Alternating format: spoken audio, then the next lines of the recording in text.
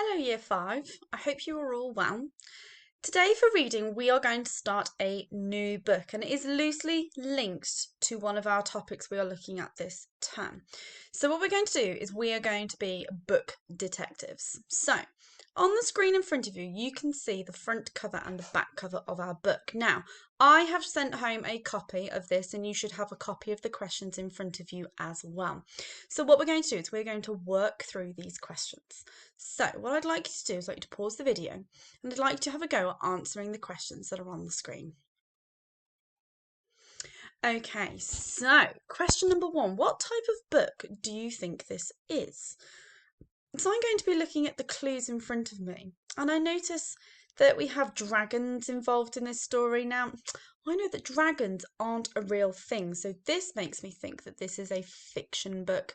So this must be some form of a storybook. Now, we know the difference between fiction and non-fiction. Non-fiction is going to be a book that's based on true events and real events, and a fiction book is based on fiction, which is not true. Now, have you read any of the books by this author? Now, you may not have heard of this author before. I know that he has some books in our library, but I've actually read a couple of the books by this author and I absolutely love them. You might have heard of Inkheart, which is another book that's part of a series that Cornelia Funk wrote as well. And they are absolutely brilliant books. I'm really excited to do this book with you this time. Now, where do you think the story is set and why do you think that? So I'm having a look at the front cover here, and the front cover has a picture of a dragon. It's up in the sky. So I need to think to myself, where might we find dragons? So we know the dragons might not be found where there's going to be lots of people. So we're thinking someone that might be far, far away. So they could be living in a forest. They could be living somewhere near deserts. They could be living somewhere within mountains. They could be living somewhere in a faraway land that people can't get to. So looking at the picture, obviously knowing that it's a fiction story, I have to be a little bit creative with where I think the story might be set, because obviously we don't know where we find dragons because we know they're not real. But if you've ever seen How to Train Your Dragon, one of my favourite Disney movie trilogies that's out there, we know that dragons tend to live in caves. So we're thinking someone's going to be quite dark, quite cold, and is going to be hidden away with lots of caves. Now, who do you think the two people are that are sat on top of that dragon? Now, there seems to be a little person that looks like a person there and something else, possibly another person or an animal, that's sat behind them. So I wonder who we think those people might be. Do we think that they know who the dragon is? Are they friends with the dragon? Has the dragon maybe kidnapped them and maybe taken them somewhere else? We'll find out during the story who those people or animals with that dragon might be. Now, this might be an obvious question, but what is a dragon rider? And can we see any clues on the front of our book? Well, obviously, we can see that there is a person and possibly another person or an animal that is sat on the dragon. Now, we know to ride something means to sit on or to be in, i.e., on a bus or on an aeroplane, and to ride it. So you effectively have a journey. So you're traveling from one place to another. Now, going back to How to Train Your Dragon, dragon riders in that particular movie and book series tends to be somebody who sits on the dragon and is the owner. So almost like the owner, it could be someone that trains them, somebody that looks after them. But usually they are used as being almost like a friend or the captain of the dragon, as it were. So a dragon rider, by the looks of it, looks like somebody that sits and rides on dragons. But for what the purpose is yet, we're not quite sure. Now let's have a look at the blurb. I'm going to read the blurb to you. So the blurb is always a little bit of additional information. It's on the back of the book and it almost summarises, so gives you an idea of what the book is going to be about, but without giving away any key clues to the story. So a dragon, a boy, a journey. So just starting right from there, maybe that's going to help us pinpoint who one of those people are that sat on the back of the dragon. Who knows? Firedrake, a brave young dragon, his loyal brownie friend Sorrel, and a lonely boy called Ben are united as if by destiny. Together, they embark on a magical journey to find the legendary place where silver dragons can live in peace forever. With only a curious map and the whispered memories of an old dragon to guide them, they fly across moonlit lands and seas to reach the highest mountains in the world. Along the way, they discover extraordinary new friends in unlikely places and a courage they never knew they had. just as well, for the greatest enemy of all is never far behind them. A heartless monster from the past who's been waiting a very long time to destroy the last dragons on Earth. So what do we learn looking at that blurb? So we already have some of our key characters. We have Fire Drake, who's a dragon. We have a loyal brownie friend called Sorrel and a lonely boy called Ben. And clearly they embark on some journey looking to find peace for the dragons. Now they have very little to help and guide them in this direction, but they make the journey nonetheless. But somewhere along the lines in this story, there's going to be a problem, and we feel like there's going to be some drama and some suspense in our story where an evil character comes into play and plots to cause issues within our story. Now, are there any books that you have read that you think will be similar to this? Now, you may have read of some books like this before. These may be books that you've done at school. These may be books that you've done at home. You may have read the series for How to Train Your Dragon. You may even have watched the movies, which could be very, very similar. But as we go through and read the book, we'll have a look and we'll see if it triggers any ideas of any books that you might have read before. So, our learning objective for today is to retrieve key information from the text by scanning. Okay, so we need to look at keywords in our questions. That's going to help us work out what the question wants us to answer.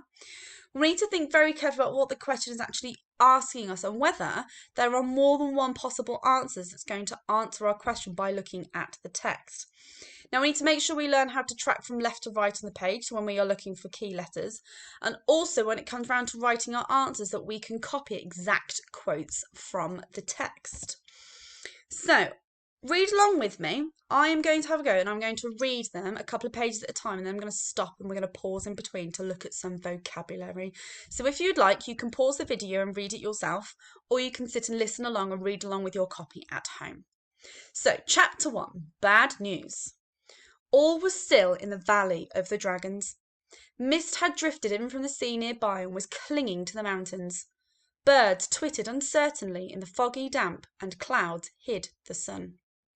A rat came scuttling down the slope, fell head over heels, tumbled down the moss-covered rocks, and picked herself up again. "Oh, didn't I say so?" she muttered crossly to herself. "Didn't I tell them?" Snuffling, she raised her pointy nose, listened, and made for a group of crooked fir trees at the foot of the highest mountain. "I knew before winter," murmured the mat. "Oh, yes, I knew before winter. I could smell it coming, but they wouldn't believe me. No, not them. They feel safe here." "Safe? Huh, I ask you." It was so dark under the fir trees that you could scarcely see the gaping crevice in the mountainside that swallowed up the mist. "They don't know anything," the rat continued peevishly. "That's their problem. They know absolutely nothing about the work, not the least little thing." She glanced warily around again, and then disappeared into the crevice in the rock. There was a large cave behind it, and the rat scurried in, but she didn't get far. Someone grabbed her tail and lifted her up in the air. "Hi, rat! What are you doing here?" The rat snapped at the furry fingers that were holding her tight, but all she caught was a mouthful of brownie hairs, which she furiously spat out. "Sorrel!" she hissed. "Let go of me this instant, you brainless mushroom muncher! I don't have time for your silly brownie tricks." "Don't have time?" Sorrel placed Rat on the flat of her furry paw. She was still a young brownie, no bigger than a human child, with a spotted sulphur yellow coat and bright cat-like eyes. "How come, Rat? What's the big hurry? Need a dragon to protect you from hungry cats, or what?"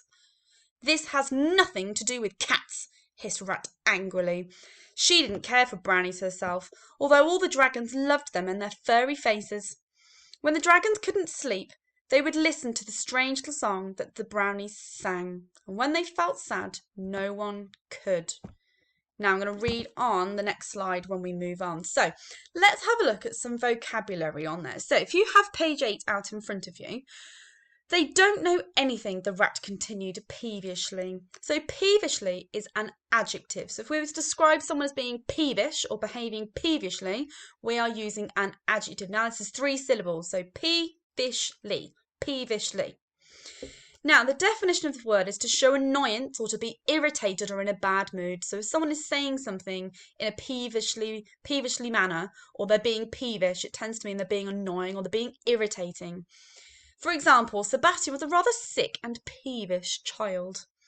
Now we can change that word peevish by using different synonyms. Now we know synonyms are words that mean the same. For example, irritable, crabby, annoying, disagreeable, or grouchy. Now, an antonym means the opposite. So if we have hot, the antonym of hot would be cold. So antonyms for peevish would be amiable, good-natured, easygoing, patient, or agreeable. So we're really comparing someone that's being quite annoying or irritating to being quite a nice, friendly person to be around. Okay, so that word is peevishly. So we'll have a look at that word more context as we read on through the story. So, going on from the last slide, no one could cheer them up as well as those sharp-tongued brownie layabouts. I've got bad news if you want to know. Extremely bad news, grumbled Rat, but I'm not telling anyone except Firedrake. Certainly not you. Bad news? Oh, festering fungus. What sort of bad news? Sorrel scratched her stomach. Put me down, snarled Rat. If you say so. Sorrel sighed and let Rat hop down to the stony floor of the cave. But he's still asleep. Then I'm going to wake him up, spat the Rat, making her way further into the cave, where a fire burned blue, keeping the darkness and damp away from the heart of the mountain. Beside its flames, the dragon lay asleep, curled up with his head on his paws. His long tail with its spiny crest was coiled around the warmth of the fire. The flames brought a glow to his scales and cast his shadow on the cave wall. Rat scurried up to the dragon, climbed on his paw, and tugged on his ear. Firedrake! She shouted. Firedrake, wake up! They're coming! Sleepily, the dragon raised his head and opened his eyes. Oh, it's you, is it, Rat? He murmured in a rather hoarse voice. Has the sun set already, then? No, but you must get up all the same. You have to wake the others. Rat jumped off Firedrake's paw and scuttled up and down in front of him. I warned you, I really did. I warned the whole bunch of you, but you wouldn't listen. Oh, no. What's you talking about? The dragon cast an inquiring glance at Sorrel, who was now sitting by the fire, nibbling a root. No idea, said Sorrel, munching. She just keeps nattering on. Well, there's not much room for sense in that little head like hers. Oh, really? Rat gasped indignantly. Honestly, I ask you, Take no notice, Rat. Firedrake rose, stretched his long neck and shook himself. She's in a bad temper because the mist makes her fur damp. Pull the other one. Rat cast Sorrel a venomous glance. Brownies are always bad-tempered. I've been up since sunrise, running my paws off to warn you, and what thanks do I get? Her grey coat was bristling with anger. I have to listen to her silly fur-brained fancies. Warn us of what? Sorrel threw the nibbled remnants of her root at the wall of the cave. Oh, putrid puffballs, stop winding us all up like this, or I'll tie your knot in a tail. Quiet, Sorrel. Firedrake brought his claws down angrily. A blue spark flew onto the brownie girl's fur. Okay, we're going to have a go through at having a look at some more vocabulary. So, on page 10, Sorrel threw the nibbled remnant of her root. So remnant is a noun, and remnant, with the S on the end, is the plural of this. So remnant is 2 syllables, remnants. Now, the definition is where small parts of a larger quantity or amount is left behind. For example, the mouse left remnants of breadcrumbs on the kitchen floor. So if you imagine the bread being the whole big part of the object and the crumbs are the teeny tiny little pieces that are left behind, those little bits that have come from the larger piece of bread are what we call the remnants. So for synonyms, these could be the remains, they could be leftovers, remainders, or dregs. So if you were to imagine that you were to scrape your plate off into the bin after dinner and you said to your mum or dad, well, I'm just going to go put my remnants of my dinner in the bin. So the remnants would be all the little bits and pieces that were left over of the bigger meal that you started with. Now, antonyms is quite a difficult one for this one because we know that the antonyms would be anything that would have been what the object looked like before. So we're talking what the whole object might be, whether it was something that came from large or something that was the full meal, okay? So that word is remnants, okay? I'm now going to read the next couple of slides on the next video. We'll look at one last piece of vocabulary and then we'll move on to our comprehension questions.